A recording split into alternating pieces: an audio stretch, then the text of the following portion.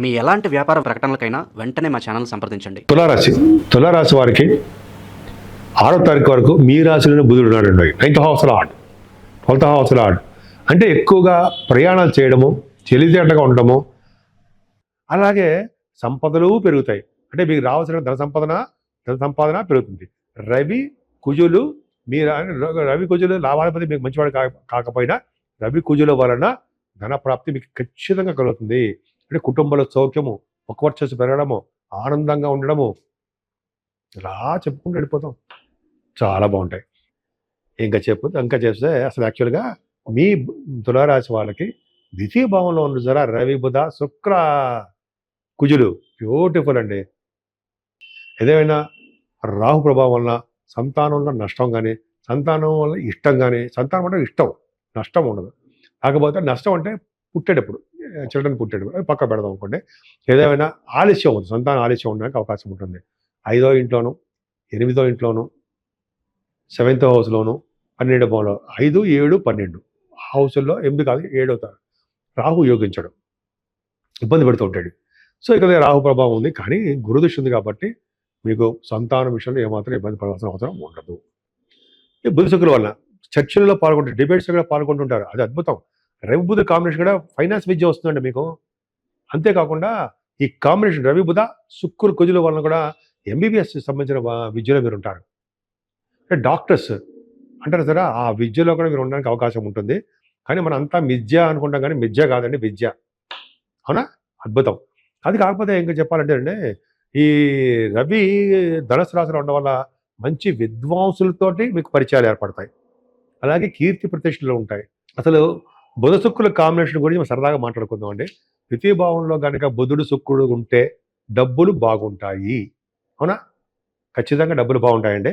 అంతేకాకుండా బుధ శుక్రుల కాంబినేషన్ వల్ల సినిమా రంగంలో కూడా ఆపర్చునిటీస్ రావడము, అవకాశాలు రావడము, అలాగే ఎక్కువ గాయకులు కాగాను, లేకపోతే పాటలు పాడేవారు అనమాట వాళ్ళగాను, అంతేకాకుండా విదేశాల్లో ప్రోగ్రామ్స్ ఇచ్చేవారు గాను, యాంకరింగ్ వృత్తిలో ఉండడము, ధనప్రాప్తి కలగడము, గౌరవ మర్యాద దక్కడం మీకు ఉంటాయి.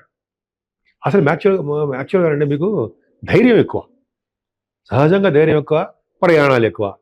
అంటే మీరు తీయండి బండి అంటారు, కారు తీస్తారు, అదే వెహికల్ తీస్తారు, దాని ప్రయాణం చేస్తుంటారు. ఇక్కడ ఏమవుతుందంటే షార్ట్ జర్నీస్కి అధిక ప్రాముఖ్యత మీరు ఇస్తారు, ప్రాధాన్యం ఇస్తారు.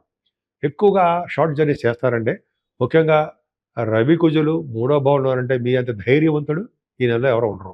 మీ పక్కన నేనున్నా కూడా ధైర్యం వస్తుంది, నాకు వస్తుంది. అంత ధైర్యం మీకు బాగా కలవారుగా ఉన్నారు. అంతేకాకుండా రవి కుజ బుధ శుక్రులు కాంబినేషను ఈ నెలలో మొత్తంలో ఉన్నాయి 3rd భావంలో. అంటే ఏంటంటే మీ తమ్ముళ్ళని చెల్లెలని కలుస్తారు, మంచి ఐడియాలు వస్తుంటాయి మీకు, వే ఆఫ్ లివింగ్ స్టైల్ మారిపోతూ ఉంటుంది. చక్కటి వస్త్రాలు, బట్టలు, వాహనాలు కొనుక్కోవడానికి అవకాశాలు ఎక్కువ. ఎంత బాగుందండి. పైగా మీరు బాగా తెలివిగలవారు కాబట్టి పట్టుదల ఎక్కువ ఉంటుంది.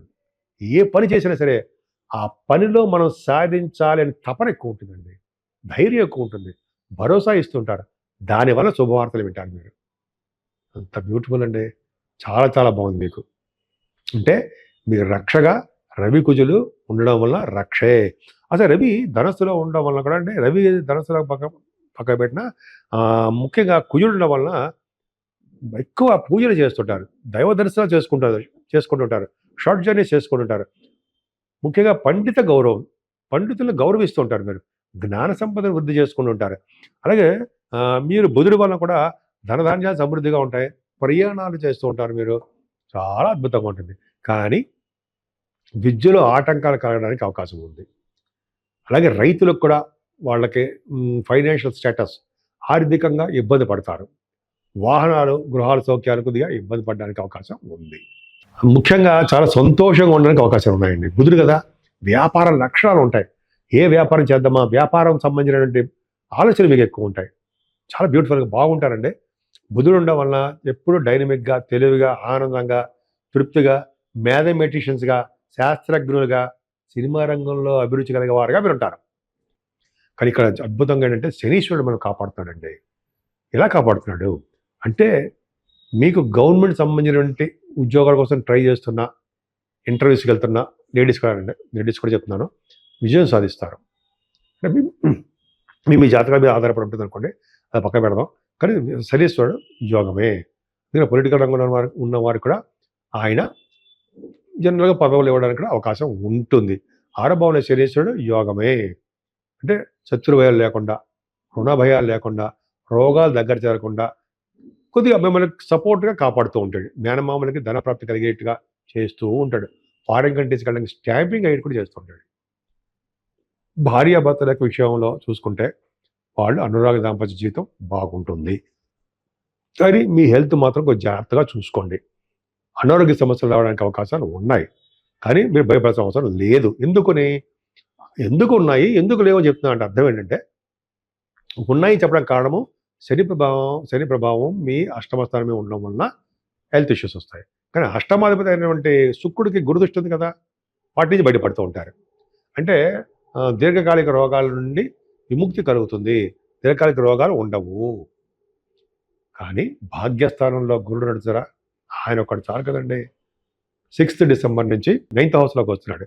సో రావడం వల్ల ఏమవుతుంది, ముఖ్యంగా వేదశాస్త్ర పండితులకి, పూజారులకి, ఆగమ శాస్త్ర కోవిదులకి మంచి కాలము. ధనప్రాప్తి, అదృష్టము తోడుగా ఉంటాయి వాళ్ళకి.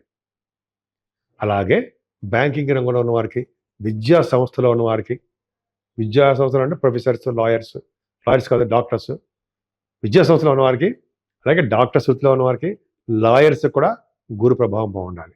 అద్భుతంగా ఉంది. గురు ప్రభావంలో కూడా వ్యాపార వృద్ధి, బంగారము, వెండి, దైవ దర్శనాలు, ఫారిన్ టూర్సు, ఉన్నతమైన విద్య కోసం విదేశాలు వెళ్ళడాలు, వ్యాపారాల రీత్యా విదేశాలు వెళ్ళడాలు అద్భుతంగా చాలా బాగుందండి. అంటే భాగ్యస్థానము ఎక్కడ చెడిపోలే మీకు, అంటే అదృష్టము తోడవుతుంది. అలాగే మీరు చేస్తున్న ప్రొఫెషన్లోనండి కొద్దిగా ఏంటంటే గవర్నమెంట్ సంబంధించిన వారికి ముఖ్యంగా చెప్తున్నానండి. అలాగే సాఫ్ట్వేర్ రంగ ఉద్యోగస్తులకి మీ యొక్క జాబులో చేంజెస్ కనిపిస్తున్నాయి. అంటే తరచూ మారుతూ ఉండడము, ఉద్యోగాలు చేంజ్ అయిపోతూ ఉండడము, ఉద్యోగాలు పోవడము, ఉద్యోగాల కోసం ట్రై చేస్తున్నప్పుడు ఒక పట్టాన్ని రాలేకపోవడం, ఉద్యోగం జరుగుతుంది.